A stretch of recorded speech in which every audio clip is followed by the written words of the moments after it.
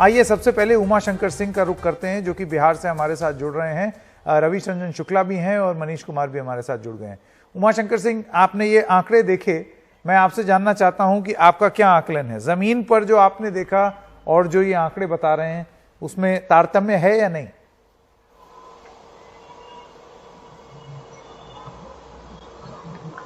जी देखिए संकेत, सबसे बड़ी बात तो ये है कि आंकड़े इतने तरह के आते हैं कि लगता है कि कोई ना कोई एक आंकड़ा तो सही बैठेगा, क्योंकि कई तरह के सर्वे आते हैं, कई तरह के एग्जिट पोल आते हैं। तो उसमें कोई जिसका भी एक सही बैठ जाता है तो वो कहता है कि देखिए हमने तो पहले बताया था कि और वही आंकड़ा आया।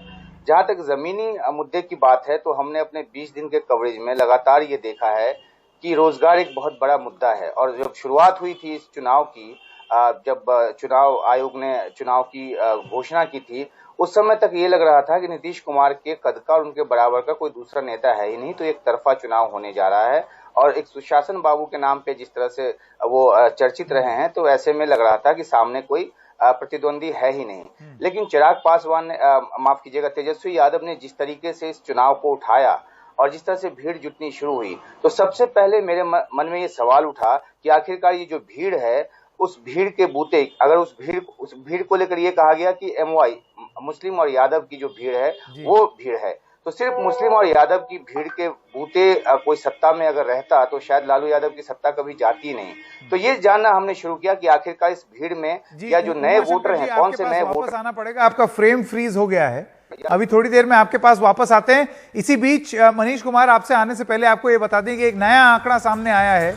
दैनिक भास्कर का जो एग्जिट पोल है वो भी सामने आ गया है एनडीए को, और ये थोड़ा सा विपरीत है। वो इसलिए क्योंकि एनडीए के लिए तो संख्या बिल्कुल वैसी ही है जैसे कि हम बता रहे हैं, 120 से 127। महागठबंधन को ये 70 से 80 की रेंज में रखते हैं। और एलजेपी को, मनीष जी, एलजेपी को पहली बार कोई सर्वे 12 से लेकर 23 की रेंज में रख रहा है। आप इतना बड़ा फैक्टर मानते हैं एलजेपी को, मनीष कुमार? नहीं, एलजेपी के जो अध्यक्ष हैं चिराग पासवान, वो भी ये 12 से 15 का आंकड़ा नहीं मानेंगे। लेकिन हाँ, नीतीश कुमार अगर इस चुनाव में डिमोलिश हुए हैं तो तेजस्वी यादव के साथ साथ जो चिराग पासवान ने 136 से 38 सीटों पर अपने उम्मीदवार उतारे, उसने एक बहुत ही बड़ा वाइटल रोल प्ले किया है। मैं आपको अपने अनुभव के आधार पर बता सकता हूं कि पहले राउंड से लेकर आज के आखिरी राउंड तक जहां भी लोजपा का, लोक जनशक्ति पार्टी का उम्मीदवार मजबूत उम्मीदवार था, वहां पर जनता दल यूनाइटेड के उम्मीदवारों के पसीने छूटे हुए थे।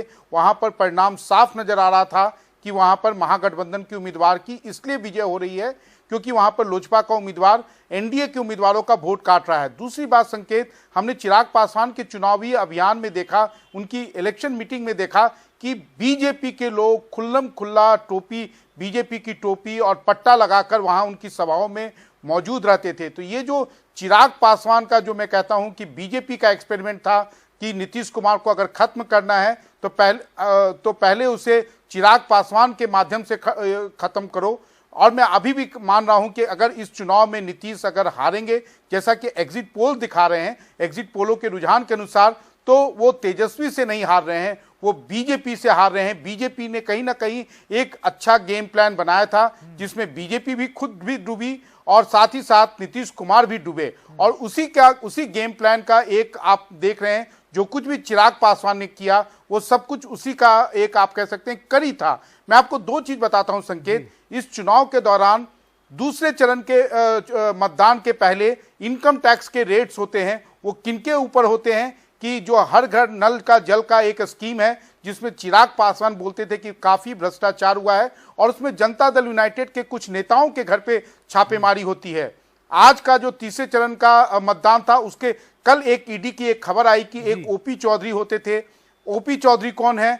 पटना मेडिकल कॉलेज अस्पताल के पूर्व सुप्रिंटेंडेंट हैं, लेकिन वो नीतीश कुमार के शैडो माने जाने वाले संजय गांधी के एक रिलेटिव हैं। तो एक माहौल भी जो है बनाया गया, और उसमें आप इसे इनकार नहीं कर सकते हैं कि वो चाहे इनकम टैक्स हो या ईडी, अगर वो मतदान के एक दिन पहले कार्रवाई करती है, जिससे जनता दल यूनाइटेड एम्बैरस होता है। चिराग पासवान को उनके अभियान नीतीश कुमार के खिलाफ बोलने के लिए एक टॉकिंग पॉइंट मिलता है।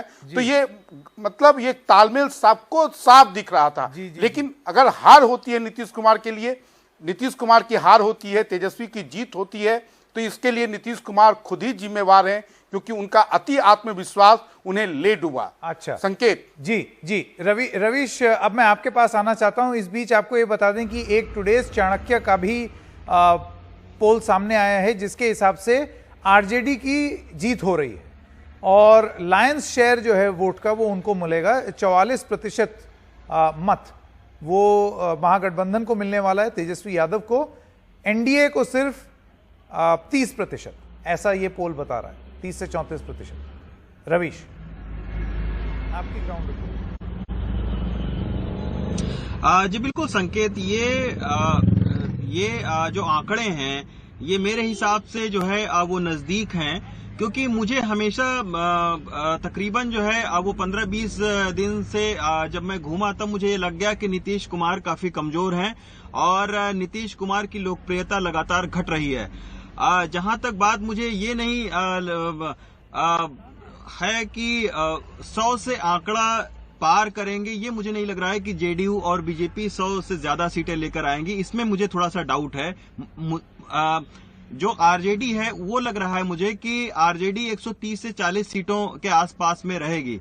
ये मेरा अपना जो है वो तजुर्बा है, क्योंकि लगातार जो है वो नीतीश कुमार की सभाओं में भी हमने देखा कि नीतीश कुमार जो है वो अपने सरकार की उपलब्धियां नहीं गिना पा रहे हैं और बार बार 15 साल पुराने लालू राज की बात कर रहे हैं। खासतौर पर अगर हम बिहार की बात करें संकेत, तो बिहार में तकरीबन 3.5 करोड़ वोटर जो है वो 18 साल से 40 साल के उम्र के बीच में है। तो हमने उन वोटरों को देखा कि उन वोटरों पर जो है वो तेजस्वी की बातों का प्रभाव बहुत ज्यादा पड़ रहा था और जाति और धर्म को छोड़कर वो लोग जो है वो तेजस्वी के साथ जो है वो खड़े दिख रहे थे। तो इसीलिए मुझे बार बार ये लग रहा है कि भले सर्वे जो है वो बहुत ही क्लोज फाइट दिखा रहे हो, लेकिन मुझे लग रहा है फिर भी कि महागठबंधन जो है उसको ज्यादा सीटें मिलेगी, क्योंकि युवा इस बार उसके साथ में है।